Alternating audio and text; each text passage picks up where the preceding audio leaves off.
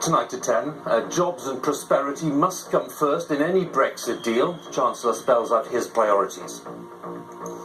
Philip Hammond said that while people had voted to leave the EU, they hadn't voted to make themselves poorer.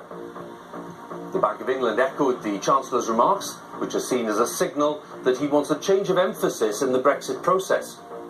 We will leave the EU, but it must be done in a way that works for Britain, in a way that prioritises British jobs and underpins Britain's prosperity. Mr Hammond also insisted that immigration needed to be managed, but not shut down. We'll have more on this major intervention by the Chancellor in the Brexit debate. Also tonight, the latest images of the attack outside a mosque in North London, where a local imam intervened to stop further violence. The true heroes are those who arrived on the scene right at the start, and the heroes are those in the hospital now, suffering with injuries, some of them life-threatening. 9 years after the financial crisis, Barclays Bank and 4 former executives are charged with fraud.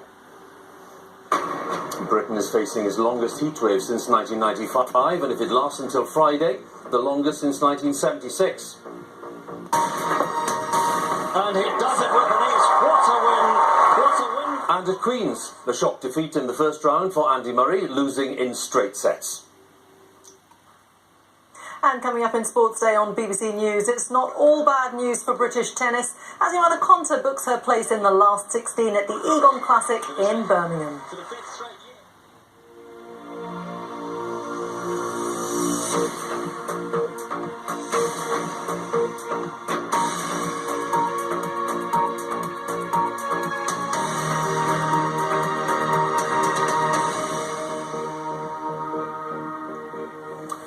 Good evening. A few technical problems tonight for which we apologise, but on the eve of the Queen's speech and in the week the formal Brexit talks got underway, the Chancellor has defined his own goals for the negotiation ahead.